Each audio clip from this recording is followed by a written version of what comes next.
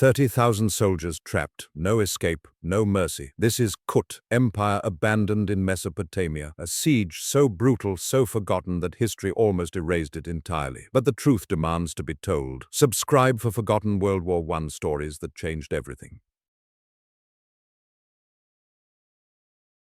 In December of 1915, a British and Indian garrison found themselves trapped in a crescent-shaped bend of the Tigris River at a place called Kut-al-Amara. What began as a strategic advance toward Baghdad transformed into one of the British Empire's most catastrophic military failures. On the 3rd of December, after retreating from Ctesiphon, these soldiers arrived at Kut believing relief would come within weeks. Instead, they would endure 5 months of siege, starvation, and abandonment. The Ottoman Army closed around them on the 7th of December, and London's response was hesitation.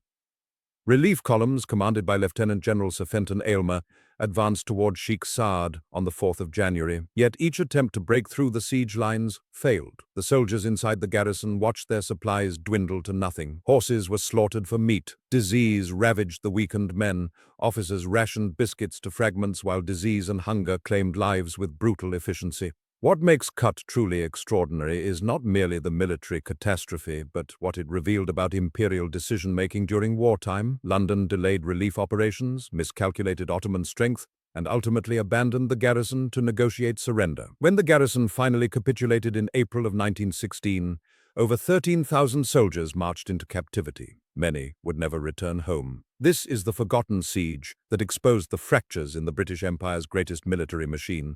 The strategic withdrawal from Ctesiphon in early December of 1915 marked the beginning of a catastrophic miscalculation. Major General Charles Townshend, commanding the British and Indian Expeditionary Force in Mesopotamia, had pushed his army northward along the Tigris River with considerable confidence. The campaign had begun with promise, with victories at Basra and Amara establishing British dominance in the southern regions. But the further north his forces advanced, the more tenuous their supply lines became, stretching across hostile terrain and uncertain waters. By the 3rd of December 1915, Townshend's retreat had brought him to Kut-al-Amara, an ancient settlement positioned on a distinctive crescent-shaped bend of the Tigris River. The location had once served as a crossroads of commerce and empire, but by the 20th century, it remained little more than a modest town surrounded by date palm groves and agricultural settlements. From a purely defensive standpoint, the geographic position offered both advantages and grave vulnerabilities. The river's curve created a natural barrier on 3 sides, while the 4th side opened to the surrounding Mesopotamian plain.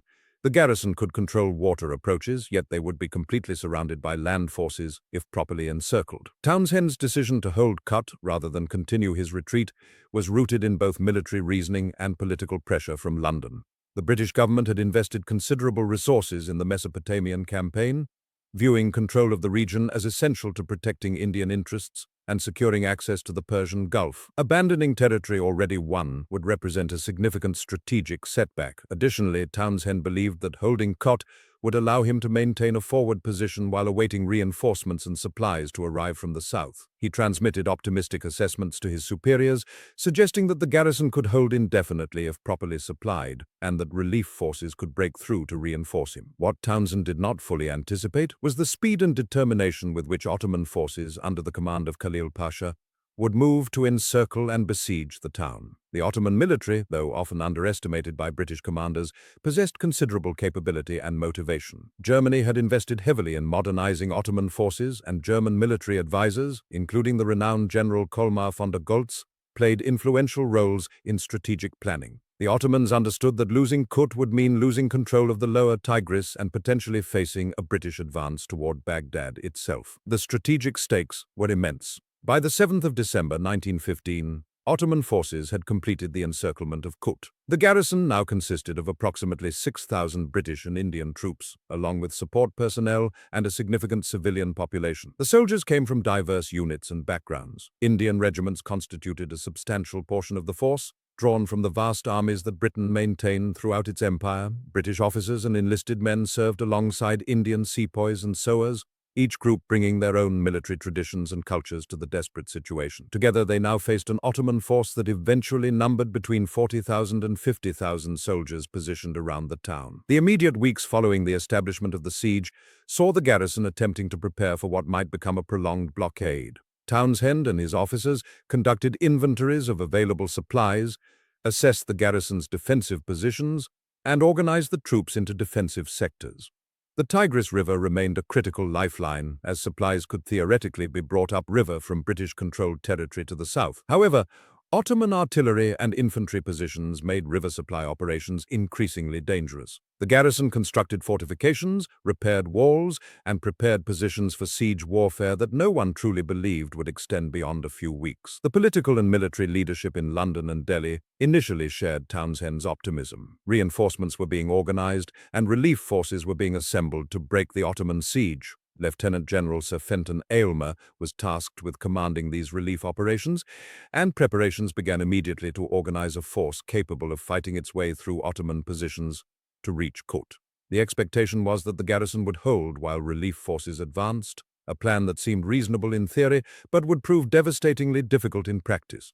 The terrain surrounding Kut presented significant obstacles to any relief effort. The Mesopotamian landscape offered few natural defensive positions and consisted largely of flat, open ground that made attacking forces vulnerable to artillery and entrenched defenders. The Ottoman forces, understanding the strategic importance of preventing relief columns from reaching Kut, prepared strong defensive positions at multiple points along the Tigris. The most critical of these positions would be established at Sheik Saad, located south of Kut, where Ottoman forces would attempt to block any British relief operation before it could reach the besieged garrison. As December progressed into January, the true scale of the predicament became increasingly apparent. The siege was not the brief affair that optimistic British commanders had anticipated. Instead, it was developing into a grinding test of endurance, supply management, and military determination. The garrison would need to maintain morale and discipline while supplies gradually diminished. The relief forces would need to overcome entrenched Ottoman positions in difficult terrain, and the Ottoman commanders would need to maintain their blockade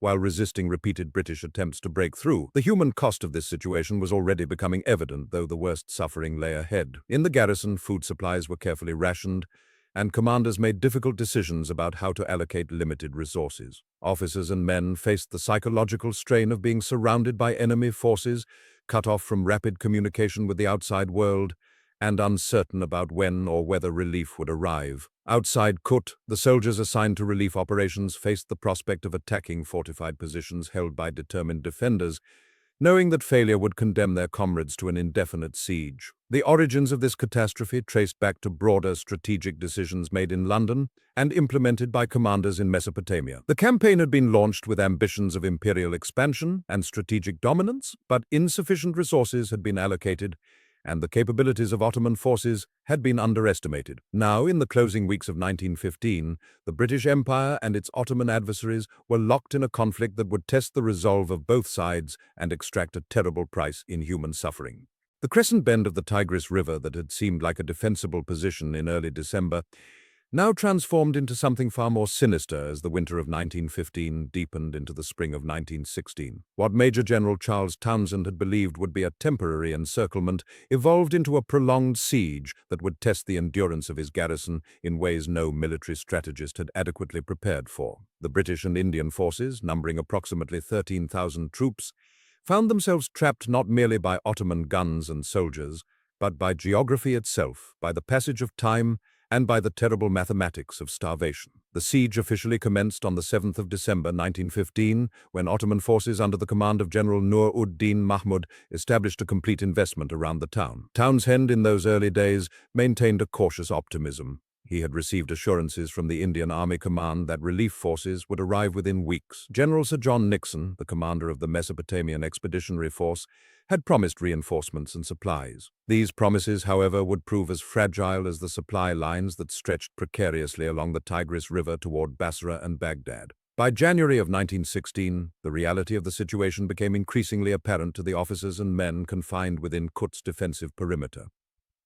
The relief column under Lieutenant-General Sir Fenton Aylmer began its advance toward the town on the 4th of January, but progress was agonizingly slow. The terrain itself became an antagonist as formidable as any human enemy. The marshes surrounding Kut, swollen by winter rains, transformed into treacherous obstacles. The Ottoman forces, meanwhile, had dug themselves into prepared positions with the precision of engineers who understood that time was now their greatest ally. Every day that passed without a breakthrough weakened the garrison within Kut while strengthening the resolve of those who besieged it. The Ottoman command structure underwent significant changes as the siege progressed. General Kolmar von der Goltz, a German military advisor with decades of experience in military affairs, arrived to coordinate Ottoman strategy. Von der Goltz brought with him a systematic approach to siege warfare that contrasted sharply with the more improvised methods that had characterized the initial investment. He understood that a siege was not merely about surrounding an enemy. It was about applying calculated pressure, about managing logistics, and about understanding the breaking point of human endurance. His presence in the Ottoman command structure would prove crucial to the ultimate outcome of the siege. Within Kut itself, conditions deteriorated with accelerating speed. The garrison faced a fundamental problem that no amount of military skill could entirely overcome. The town simply did not contain sufficient supplies to sustain 13,000 people indefinitely. Townshend had hoped to receive regular supply drops by river steamer from the south, but as the siege tightened, these deliveries became increasingly sporadic and dangerous. The Ottoman artillery, positioned on the high ground surrounding the town, made every attempt to bring supplies into Kut an act of extraordinary courage. Steamers and barges approached under constant fire, and many were struck before reaching the garrison's docks. The human cost of the siege began to accumulate in ways that transcended the immediate casualties of combat. Disease, particularly dysentery and typhoid, began to claim victims with relentless regularity. The sanitary conditions within the confined space of the town, crowded with thousands of soldiers and civilians, became increasingly desperate. Latrines overflowed. Water, drawn from the Tigris itself, carried contamination. Medical supplies dwindled. The garrison's medical officer, Dr. James Leishman, and his staff worked with extraordinary dedication, but they faced an impossible task. They could treat wounds and set bones, but they could not manufacture antibiotics that had not yet been invented, and they could not create clean water from the polluted river. The psychological strain on the trapped garrison mounted with each passing week. Officers and men alike understood the reality of their situation with increasing clarity. The relief column under Aylmer, which had initially advanced with some promise, found itself unable to break through Ottoman defensive positions. The battles at Sheik Saad and other locations became desperate struggles that consumed lives without achieving the breakthrough that Kut desperately needed. Letters written by officers during this period reveal a growing sense of resignation. One officer wrote to his family in February of 1916 that the situation seemed increasingly hopeless, though he expressed his determination to maintain discipline and morale among his men. Townshend himself became a figure of profound contradiction during these months. On one hand, he maintained an almost stubborn optimism in his official communications, insisting that relief was imminent and that the garrison could hold out indefinitely. On the other hand, his private correspondence and the records kept by those close to him reveal a man increasingly aware of the catastrophe unfolding around him. He began to understand that his earlier confidence in a rapid relief had been fundamentally misplaced. The Indian Army Command, far from providing the reinforcements he had expected, found itself struggling with its own logistical challenges. The campaign in Mesopotamia had overextended British resources in ways that the military planners in London had not adequately anticipated. By March of 1916, the situation had become critical. The garrison's food supplies had declined to levels that required severe rationing. The daily ration for soldiers was reduced repeatedly. Horses and mules that had been essential for transport and communication were slaughtered and consumed. The men grew weak from hunger. Scurvy appeared among those whose diet had become almost entirely monotonous. The garrison began to consume flour that had been stored for animal feed. Veterinary supplies were repurposed for human consumption. Every calorie became precious beyond measure. The relief efforts continued, but they had taken on an increasingly desperate character. The battles fought by Aylmer's column during February and March of 1916 consumed thousands of casualties without achieving their objective. The Ottoman forces, reinforced and well-supplied, held their defensive positions with a determination born from understanding that they had the British trapped. On the 19th of April 1916, General Kolmar von der Goltz died, reportedly from cholera or typhoid fever. His death marked a turning point in a different sense. While Ottoman command continued under other officers, von der Goltz's passing seemed to symbolize the terrible toll that the campaign was extracting from all who participated in it. By late April, the situation within Kut had become truly dire. The garrison had suffered approximately 1,025 killed in action, while 721 more had died from disease. These were not merely statistics. They represented individual men with names, families, and hopes that would never be realized. The wounded numbered approximately 2,500. And many of these men would carry the physical and psychological scars of the siege for the remainder of their lives. The civilian population within Kut, estimated at between 4,000 and 5,000 people, faced conditions as desperate as those endured by the soldiers. Townshend faced an impossible decision. His relief column had failed to break through, his garrison was starving, his men were dying from disease at an accelerating rate.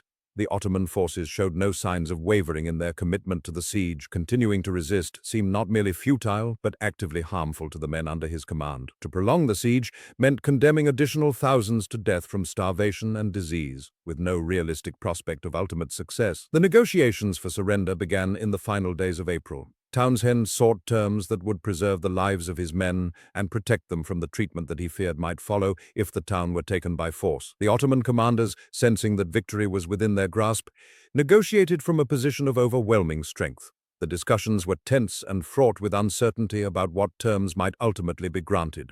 On the 29th of April, 1916, Townshend made the decision that would define his entire career. He surrendered the garrison to the Ottoman forces.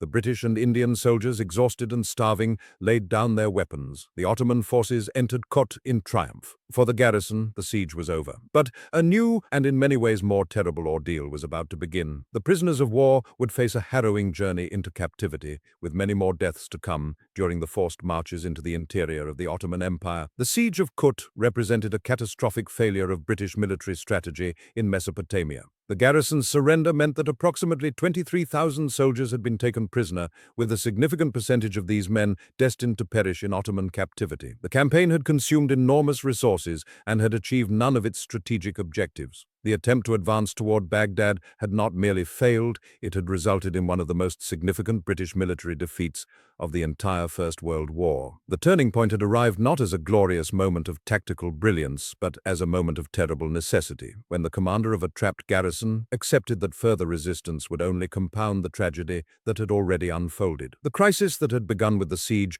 had reached its inevitable conclusion, leaving behind a legacy of suffering, strategic failure, and hard lessons about the limits of imperial ambition in distant theaters of war. The final months of the siege at Kut-al-Amara unfolded with the inexorable momentum of a tragedy already written. By January of 1916, the garrison had settled into a grim routine of diminishing hope. Major General Charles Townshend, commanding the British and Indian forces trapped within the crescent bend of the Tigris River, had sent urgent dispatches to British command pleading for relief. The response from headquarters was simultaneously sympathetic and insufficient. Relief columns were being organized, they assured him. Supplies would arrive. The situation remained manageable. It was, in the measured language of military reports, a profound miscalculation. On the 4th of January 1916, Lieutenant-General Sir Fenton Aylmer advanced toward the Ottoman positions near Sheik Saad, with a relief force numbering approximately 12,000 troops. The Ottomans, however, had fortified their positions with remarkable thoroughness. What unfolded over the following weeks was a series of costly and ultimately futile attempts to break through Ottoman lines. The relief force would advance, encounter fierce resistance, and fall back, then advance again. The pattern repeated with heartbreaking consistency, each assault consuming lives without achieving the breakthrough that Townshend desperately needed. The men in Kut watched these efforts from their defensive positions, hoping against mounting evidence that rescue would come before starvation claimed them all. But the Ottoman siege lines held firm, commanded with increasing confidence by German officers who had arrived to advise the Turkish commander. Among these German advisors was the renowned General Colmar von der Goltz, a military strategist of considerable repute whose presence stiffened Ottoman resolve and improved their tactical coordination. The German general understood siege warfare with the precision of a man who had studied it across decades of military service. He had fought in multiple campaigns across 3 continents, and now, in the Mesopotamian heat, he applied his considerable expertise to ensuring that Kut would not fall to relief forces. Throughout January and February, the garrison's situation deteriorated with statistical precision. The horses, which had once numbered in the thousands, were consumed for meat. Officers and enlisted men alike grew accustomed to the sight of their cavalry mounts being led to slaughter. The food stores, carefully rationed under Townshend's orders, began to show alarming signs of depletion. Supply drops by aircraft and riverboat proved inadequate. The Tigris, which had seemed like a lifeline when the garrison first arrived, became increasingly difficult to navigate as Ottoman artillery grew more proficient at targeting the vessels attempting resupply. Disease accompanied hunger as a merciless killer. Cholera, dysentery, and typhoid swept through the garrison with the inevitability of plague. Medical officers, themselves weakened by hunger and disease, worked in field hospitals that were increasingly overwhelmed. The casualty figures from disease would eventually rival those from combat. Of the total casualties suffered by the garrison, 721 soldiers would die from disease alone during the siege, a testament to the horrific sanitary conditions that developed as the siege progressed and resources dwindled. By April of 1916, the situation had become irredeemable. Relief forces, despite their best efforts, had been unable to break through. The casualties mounted with each attempt. General Aylmer's relief column had suffered approximately 8,000 casualties in its repeated assaults against Ottoman positions. The arithmetic of the situation was brutal and clear. More men would die in failed relief attempts than in a negotiated surrender. Townshend, faced with the prospect of watching his men starve, made the decision that would define his legacy and haunt military historians for generations. On the 29th of April 1916, Major General Charles Townshend surrendered the garrison to Ottoman forces. Approximately 10,000 British and Indian soldiers laid down their arms. The crescent bend of the Tigris, which had seemed like defensible terrain 5 months earlier, became a place of captivity and suffering. The Ottoman commander accepted the surrender with formal courtesy, but the ordeal was far from over for the defeated garrison. What followed was one of the most controversial aspects of the entire Mesopotamian campaign, the treatment of prisoners of war. The Ottoman forces, despite their military victory, were themselves stretched thin and depleted. Supplies for feeding, housing, and caring for 10,000 prisoners were minimal. The journey to internment camps became a forced march through the desert that would claim thousands of lives. Soldiers, already weakened by months of siege conditions, hunger, and disease, were marched across terrain where temperatures soared and water was scarce. The exact number of men who died during this forced march remains contested by historians, but conservative estimates place the figure at several thousand. The human cost of the Kut campaign extended far beyond the siege itself. When the broader military campaign is assessed in its entirety, the figures become staggering. Approximately 25,000 Allied soldiers were killed, wounded, or captured in the Mesopotamian campaign of 1915 and 1916. Of these, roughly 16,000 were taken prisoner. The British Empire would spend years negotiating the release and care of these men. Some survived their internment and captivity, but many did not. General Kolmar von der Goltz, the German advisor who had proven so instrumental in maintaining Ottoman resistance, would not live to see the full consequences of his military success.